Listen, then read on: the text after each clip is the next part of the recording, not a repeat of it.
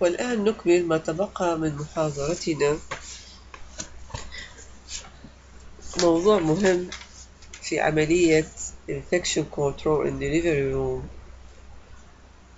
موضوع personal protective equipment. ينقسم إلى جزئين: personal protective equipment and hand washing. هاتين النقطتين مهمتين جدا في عملية infection control. إلى الشطر الأول من موضوعنا personal protective equipment at birth to avoid contamination through blood or other body fluid، اللي نقصد به amniotic fluid. Splash should include sterile gloves, protective apron gown, surgical mask, shoe cover, surgical cap.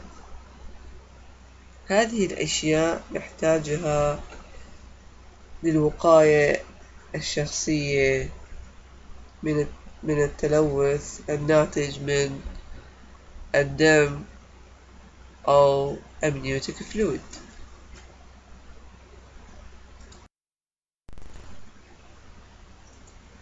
hand washing، النقطة الثانية والمهمة من المعايير personal protective هو hand washing. Use a good hand washing technique, medical hand washing for 30 seconds and surgical hand washing for 2 to 3 minutes. Should be followed before and after procedure.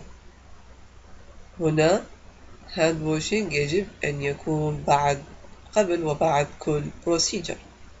sterile gloves used for all aseptic procedure. وعندنا clean gloves should be worn while handling contaminated with body fluid and bloods. Hands are washed after removal of gloves. هنا يبين لنا الفرق بين sterile gloves والclean gloves. sterile gloves يجب أن يستخدم لكل procedure يحتاج إلى تقنية عالية من التعقيم، والclean gloves يستخدم لرفع الأشياء الملوثة من دم أو ملوثة بالدم أو ملوثة بالبودي فلويد. ويجب hand washing بعد كل remove of gloves.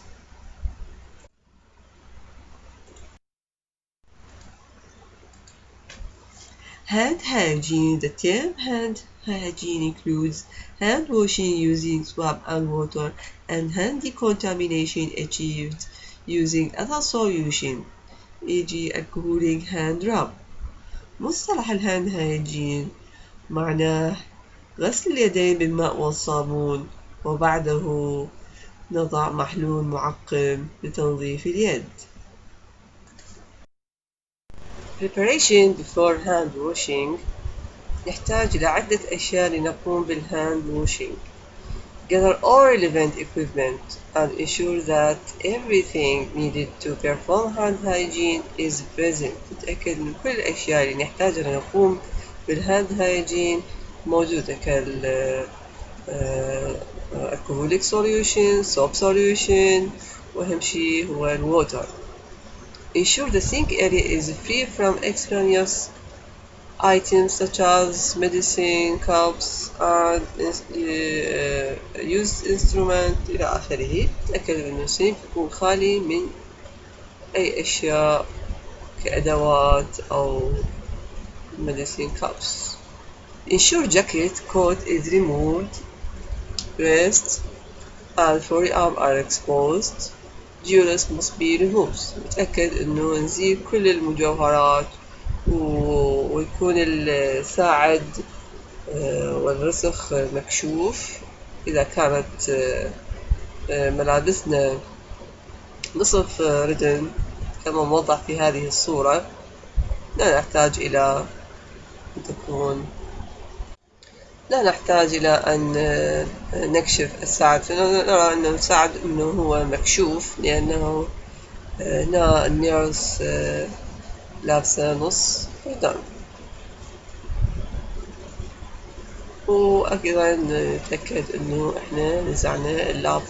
7 steps for hand washing. لدينا 7 خطوات للهاند washing. First step, rub palm together. فرك باطن اليد ببعض. Second step, rub the back of both hands. فرك ظهر اليد. Step 3, interface fingers and rub hand together كما موضح في الصورة. Step 4, interlock fingers and back of fingers of both hands.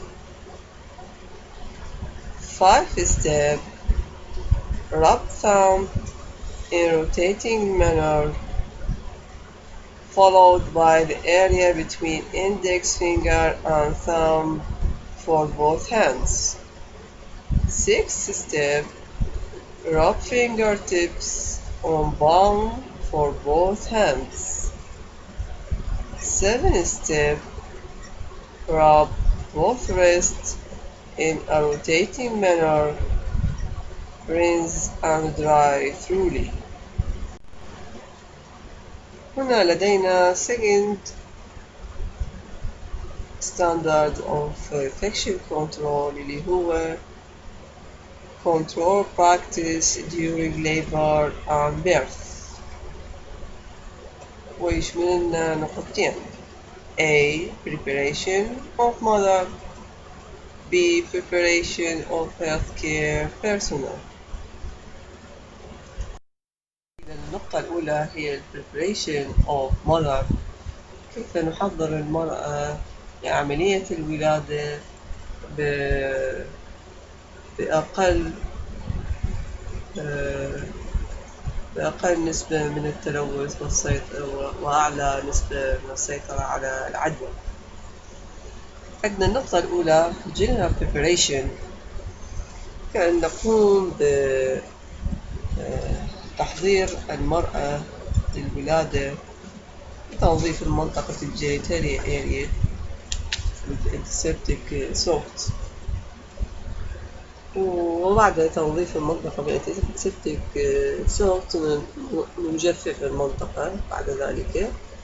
وأحيانا تحتاج المرأة إلى الكاثيتر، بوضع الكاثيتر، وعند القيام بوضع الكاثيتر نستخدم sterile gloves and aseptic technique للتقليل والسيطرة على التلوث الذي ممكن أن ينتقل للجنين.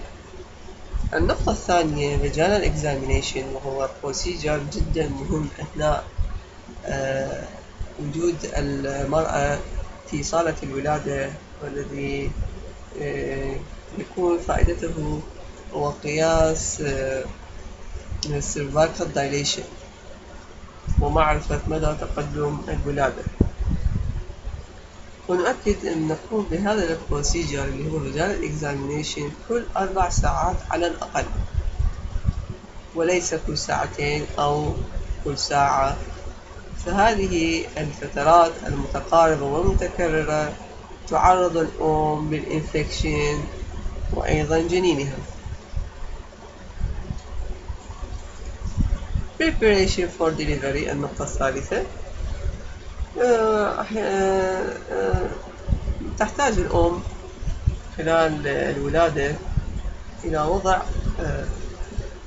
moisture proof bag، وهو غطاء مقاوم للرطوبة تحتها، لأننا نعرف أن المرأة خلال عملية الولادة سوف تفقد الكثير من السوائل، ومن ضمنها السائل الأمنيوسي أو الأمنيوتيك فلويد، فلذلك تحتاج إلى غطاء مقاوم للرطوبة تحتها.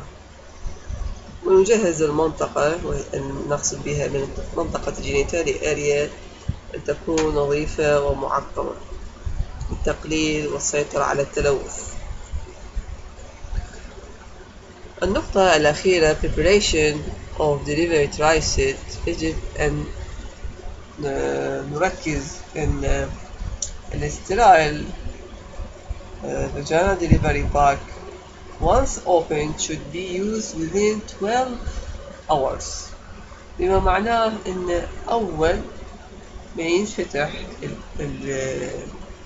الباك of delivery vagina delivery يجب أن يستخدم خلال 12 ساعة، وإلا فبعد 12 ساعة سوف يكون غير معقم.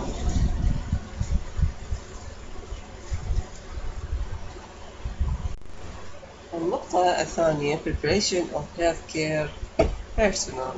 ما هي التحضيرات healthcare personnel تقليل والسيطرة على العدوى؟ أول نقطة عندنا surgical scrub is enhanced. يجب أن نركز على surgical scrub. النقطة الثانية personal protective equipment will be worn by the healthcare personnel before the procedure. واللي تحدثنا عنه سابقا personal protective equipment يجب أن يلبس بشكل كامل قبل أي procedure في صالات الولادة. الآن نأتي إلى preparation of healthcare personnel during the procedure. ما هي الأشياء التي يجب أن يقوم بها healthcare personnel؟ ليش من nurse، دكتور، midwives. الأشياء التي يقومون بها خلال البروسيجر للتقليل والسيطرة على التلوث هي ما يلي. أول نقطة clean cloth is kept ready to receive the baby. واضحة. ملابس نظيفة نجهزها لاستقبال الطفل. Absorbent sterile gauze must be placed over the scissor between the clamp to prevent the spurting of blood during cutting the cord. احنا نعرف بعد عملية الولادة سوف نقوم بقطع الحبل السري الذي يربط الجنين بأمه، وخلال عملية القطع يجب وضع شاش معقم فوق منطقة القص لمنع تدفق الدم أثناء قطع الحبل السري. أقصد به هنا الكورد والأمبليكال كورد، الحبل السري. نقطة ثالثة avoid needling the cord to obtain the cord blood to reduce the risk of needle stick injury. نتجنب وخز الحبل السري للحصول على دم لتقليل خطر الإصابة. النقطة الرابعة cord blood should be obtained by slowly releasing the forceps to allow approximately 15 to 20 ml of blood to flow into a test tube. الحصول على دم الحبل السري يكون عن طريق تحرير المقص اللي قمنا بوضعه حول الحبل السري لمنع تدفقه، يسموه سيزر، ببطء، نفتحها ببطء للسماح بمرور الدم بمقدار 15 إلى 20 مل في أنبوب معين أو خاص. النقطة اللي بعدها recount the cord immediately to prevent spillage. بعد فتح المقص الذي قمنا بفتحه حول الحبل السري للحصول على دم يجب بعد ذلك recount نقرصه، نضغط عليه نسده على مود نمنع تدفق الدم. النقطة الأخيرة use syringe along with excess blood should be disposed into blue-colored waste bin immediately. هنا يجب التخلص من الحقنة المستعملة مع الدم الزائد في سلة نفايات زرقاء اللون على الفور. بعد ذلك في نهاية هذه المحاضرة سوف أشرح لكم الكلر كود للوست باج، وهو كود عالمي. هنا سرنج سوف نضعه في blue colored walls. Preparation of healthcare personnel after the procedure. ما هي الأشياء اللي يقوم بها healthcare personnel بعد الولادة؟ أول نقطة use of disposable glove when examining the placenta.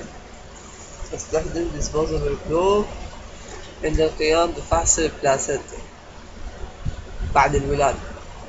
النقطة الثانية place in a plastic bag and dispose in a clinical waste stream. نقوم بوضعها في كيس مطاطي أو بلاستيكي ونتخلص منها. Wash down the external genitalia with aseptic solution. النقطة اللي بعدها discard the moisture proof pad which is kept under the buttock before delivery. نتخلص أيضا من المويستشر بروف باد اللي تحدثنا عنه سابقا اللي وضعناه تحت المرأة، اللي هو عبارة عن غطاء بلاستيكي أو مطاط مانع للرطوبة. النقطة اللي بعدها delivery table is cleared and other items are discarded immediately. بعد الولادة للأم نفرغ أي شيء موجود على سرير الولادة immediately فورا. النقطة الأخيرة remove the solid gloves. نتخلص من القفازات الملوثة أو الملابس الملوثة وغسل اليدين والذراع وأي سطح كان مكشوف من جسمك أو جسم الهيلث كير بيرسونال يجب غسله as soon as possible. وأيضا نؤكد على all reusable instruments are sent for sterilizing process. هناك أدوات ممكن استخدامها مرة ثانية كستethoscope أو thermometer أو scissors اللي نستخدمها بالعملية قص الأمبلايكال كورد ممكن استخدامها مرة ثانية.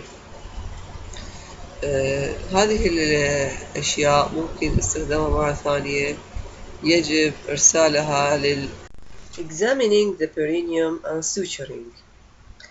نقصد بها عملية السوتشرينج بالبريميوم اريا يسموها إبيزيوتومي، وأكيد تم شرحها لكم في محاضرات سابقة مع الأساتذة. وهذه الصورة أدنى توضح لكم عملية الإبيزيوتومي التي يقوم بها الهيلث كير بروفايدر سواء الميدوايف أو الدكتور خلال عملية الولادة بالسكند ستيج التي ممكن أن تحتاجها المرأة لتسهيل عملية الولادة. وبعد قص هذه المنطقة يقوم بعملية السوتشرينج. وخلال هذا البروسيجر يجب اعتماد معايير السيطرة على التلوث، ومنها aseptic hand washing is carried out. Solid protective equipment should be changed before performing suturing. معناها any protective equipment ملوثة يجب تغييرها قبل البدء بعملية السوتشرينج. Wash down external genitalia of mother using antiseptic solution or sterile water as required. Set the sterile suture set. تحضير عدة السوتشرينج المعقمة. Drop the episiotomy area with sterile central hole towel، يعني معناها drop cover the episiotomy area، المنطقة التي قمنا بالسوتشرينج، تغطيتها بالsterile central hole towel. Examine genital tract using sterile gauze after suture. Clean and safely handle all contaminated surface and material following procedure. Wipe the following surface with a cloth soaked in 0.5% chlorine solution after every delivery. بعد كل ولادة يجب أن تنظف الأسطح الملوثة بهذا المحلول 0.5% chlorine solution. وهذه الأشياء التي تنظف هي labor coat including the leg، سرير الولادة كما موضح أمامكم من ضمنه الليج معناها الجزء من السرير الذي ترفع به الأم قدمها أو تضع قدمها عليه. هذه procedure table where sterile tray is set up including the legs. any table نضع عليها الأدوات المعقمة وقد تلوثت بالدم أو الأمنيوتيك فلويد، يجب أيضا تنظيفها بهذا المحلول. الفلور، الأرض أيضا يجب تنظيفها بهذا المحلول. any surface splattered with blood or other bloody fluid such as amniotic fluid or that is come in contact with a provider or other staff person's gloves solid hands مثل instrument trolley lamp walls door handle. any surface تلوث بالبلاد أو الأمنيوتيك فلويد وقد تلوثت يد الهيلث كير بروفايدر به وأمسك مثلا الانسترومنت رولي أو الوول الحائط أو الدور هاندل مقابض يد الباب. أيضا يجب other contaminated material مثلا disposable all contaminated medical waste، التخلص من كل النفايات الطبية. keep contaminated drops and other linens from contact with skin, mucus, clothing and surface. place them in or on waterproof surface and transport them to processing area immediately. أي ستائر أو شراشف ملوثة بأي شيء يجب وضعها بكيس مانع أو غير نافذ للماء waterproof surface and transport them to processing area، وبعد ذلك ننقله إلى غرفة التعقيم immediately فورا. following the same principle when handling the client solid clothing، أيضا نتبع نفس المبدأ. إذا تلوثت ملابس patient أيضا نأخذها ونضعها في كيس غير نافذ للماء وتعقيمها فورا. Standard 3 of infection control هو storage clean and sterile supplies. all clean sterile supplies shall be stored on shelves and be dust free.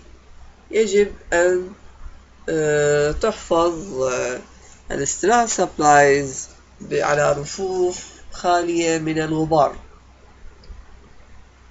All sterile bags should be labeled with the name of item and date of sterilization. الباك المعقمة يجب أن نضع عليها ليبل به اسم الأدوات وتاريخ التعقيم. ثالثا, sterilized bag should be used within 14 days of sterilization. يجب استخدام الباك المعقم خلال 14 يوم، وإلا سوف نعيد تعقيمه مرة ثانية بعد 14 يوم.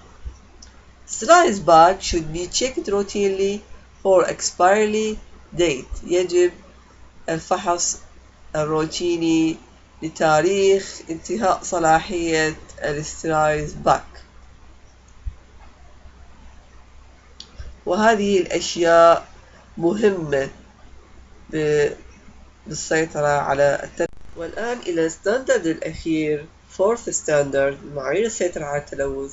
safe waste management، التخلص من النفايات بطريقة آمنة، إذ يجب أن نتخلص من النفايات طبقا لتعليمات الصحة البيئية.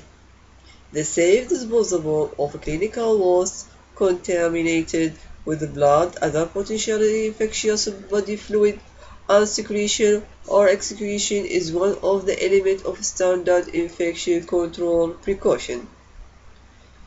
يجب أن نتخلص من النفايات الطبية الملوثة بالدم أو سوائل الجسم أو الإفرازات الأخرى، هي واحدة من معايير السيطرة على التلوث. When to dispose؟ متى أو نتخلص منها؟ Waste should be disposed of as close to point of use as possible immediately after use. يجب التخلص من النفايات بأقرب وقت بعد الاستخدام مباشرة، ويجب أن لا نبقيها لفترات طويلة. Where to dispose؟ Containers should be hand-free, paddle operated lid containing appropriate waste bags so that hands do not become contaminated during the waste disposal.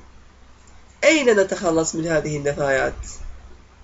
نتخلص منها في وضعها في كونتينر يحتوي على أكياس مناسبة الحجم، ويجب أن تكون الكونتينر خالي من مقابض اليد ويعمل عن طريق دواسة الرجل لعدم أو لضمان عدم تلوث اليد أثناء التخلص من النفايات. Waste bag container used to hold waste should be of appropriate strength to ensure they are capable of containing the waste without spillage or pollution. يجب أن نتأكد من أكياس النفايات تكون ذات قوة مناسبة لضمان عدم ثقبها. Use of appropriate waste bags color code should be followed. color code يجب اتباع استخدام رموز اللون لأكياس النفايات أو حاوية النفايات، كما في الصورة الموضحة أمامكم بألوان الوست باكس، فكل لون خاص بنوع معين من النفايات. فاللون الأحمر والأصفر يتم التخلص من البودي فلويد والبلاد وبلاسنتا، أما اللون الأزرق يتم التخلص من السرنج والنيدلز والكارتريجز والأمبولز and other sharp instruments which have been used. أما اللون الأسود فيتم التخلص من الجنرال waste. وفي الختام أتمنى قد تم فهمكم لمحاضرة الوقاية والسيطرة من التلوث والعدوى في صالات الولادة. أستودعكم الله.